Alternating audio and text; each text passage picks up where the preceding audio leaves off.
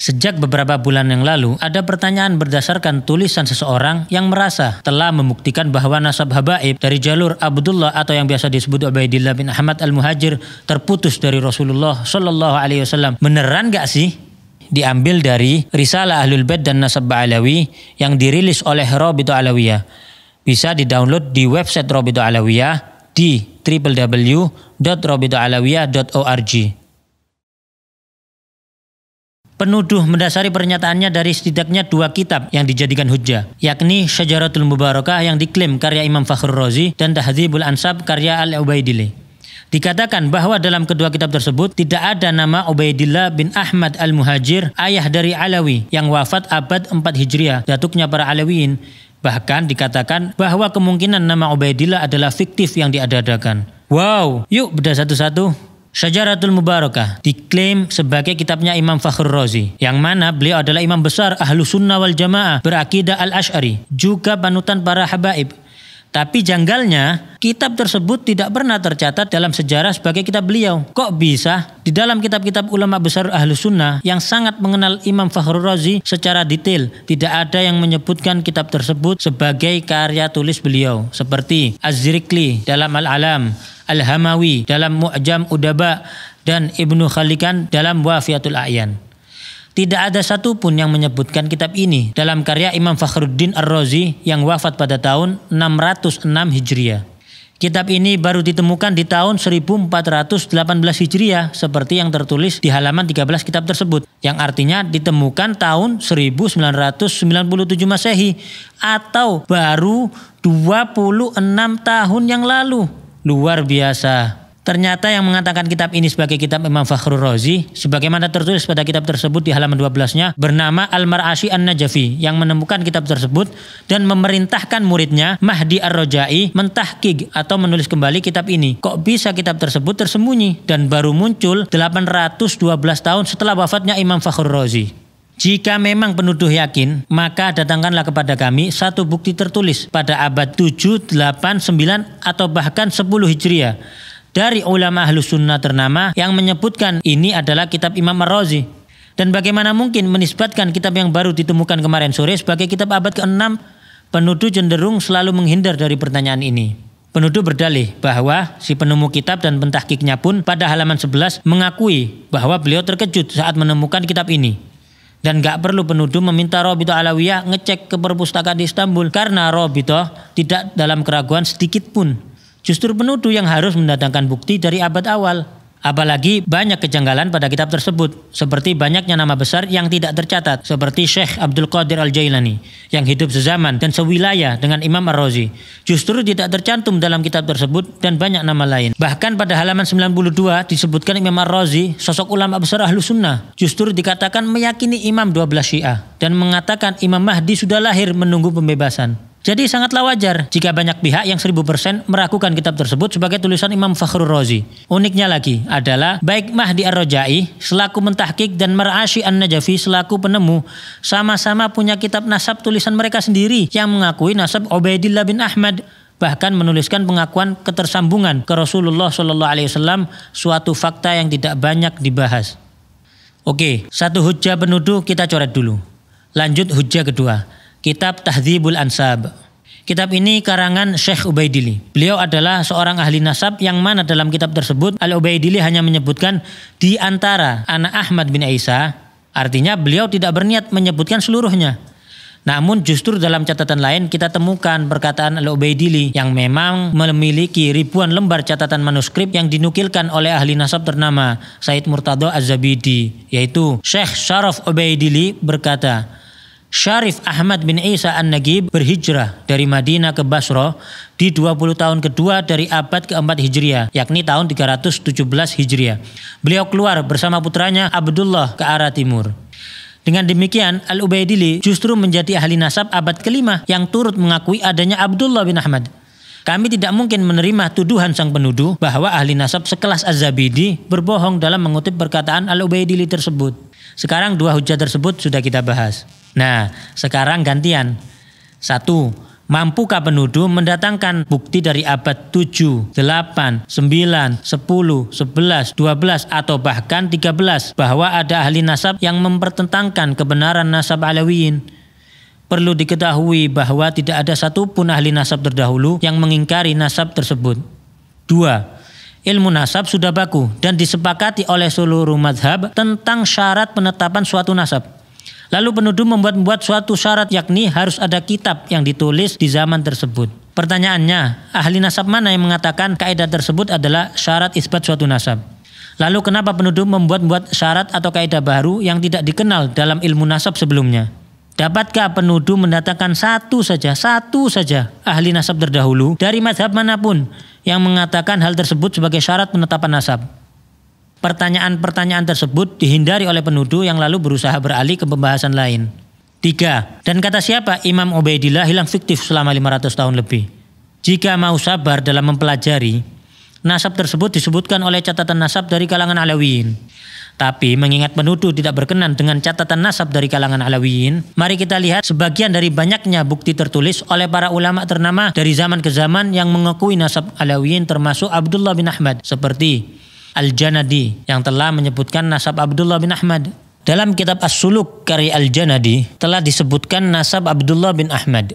Lalu penuduh hendak mengecoh dengan mengatakan Abdullah yang di kitab dan Ubaidillah adalah orang yang berbeda. Oke, enggak apa-apa. Maka siapakah Abdullah yang dimaksudkan oleh penuduh? Sebutkan bukti sejarah, makamnya di mana. Juga sebutkan keturunan Abdullah yang dimaksudkan penuduh hingga lokasi mereka saat ini. Termasuk juga siapa Abul Hasan Ali bin Jadid yang disebutkan oleh Al-Janadi tersebut, disertai bukti-bukti sejarahnya. Ditambah lagi statement menggelitik seperti Ba'alawi yang tercatat pada kitab terdahulu berbeda dengan Ba'alawi yang sekarang. Maka datangkanlah bukti sejarah bahwa ada kabilah lain di Hadramut yang juga disebut Ba'alawi. Dan ada kelompok lain yang nasabnya seperti disebutkan Al-Janadi dan lainnya, disertai lokasi makamnya, sejarahnya, juga data keturunannya. Al-Yafi'i, Al-Malikul Afdal yang juga menyebutkan nasab Abdullah bin Ahmad. Ali bin Al-Hasan Al-Khasraji juga menuliskan nasab yang sama. Al-Husain bin Abdurrahman Al-Ahdal yang menuliskan nasab keturunan Abdullah bin Ahmad. Abil Abbas Ahmad Asy-Syaraji Az-Zabidi yang turut menyebutkan nasab Alawiyin yang tersambung.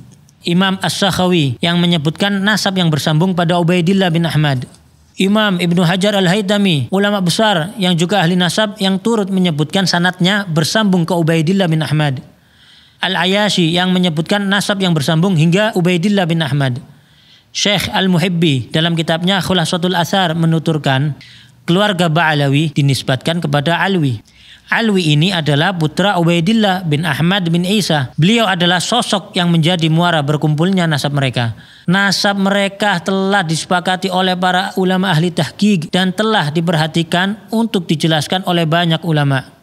Lalu Syekh Yusuf An-Nabhani, seorang mufti besar dan guru dari para ulama Ahlus Sunnah wal Jamaah, guru dari Hadratus Syekh Hashim Asy'ari, menjelaskan dalam mukaddimah kitabnya Riyadul Jannah, sesungguhnya para sada al-Ba'alawi telah disepakati oleh umat Nabi Muhammad SAW di sepanjang masa dan di setiap tempat, bahwa mereka termasuk Ahlul Bait yang paling sahih nasabnya, paling kokoh kemuliaannya, dan paling banyak ilmu, amal, keutamaan, serta adabnya. Hadratus Syekh Hashim Asy'ari bahkan mencantumkan Al-Habib Ahmad bin Abdullah As-Saggaf yang merupakan salah satu pendiri Rabithah Alawiyah dalam Qanun Asasi saat pendirian Nahdlatul Ulama. Kita tentu tidak merasa perlu meyakinkan penuduh untuk mempercayai dan menghargai para ulama-ulama tersebut, karena mereka semua bagai matahari di siang hari yang dikenal luas kejujuran dan keilmuannya. Tidak mungkin para ulama-ulama besar tersebut sengaja berbohong bersama-sama dan tidak berusaha memastikan informasi yang mereka sampaikan, apalagi Rasulullah SAW menyampaikan ancaman neraka bagi yang berbohong atas nasab. Sejarah Alawiyin telah jelas disertai lokasi makam dan tempat bersejarah mereka yang terjaga hingga kini. Dapatkah penuduh sebutkan satu saja ulama atau ahli nasab terdahulu di Hadramut yang menafikan bukti-bukti sejarah tersebut? Lalu apakah catatan nasab Rabithah Alawiyah diakui ahli nasab dan nakobah internasional? Tentunya tidak hanya sekedar surat dengan cap dan tanda tangan. Hubungan dengan ahli nasab dan nakobah di Yaman terjalin dengan baik. Nakobah Mesir yang beberapa kali berkunjung ke Rabithah Alawiyah.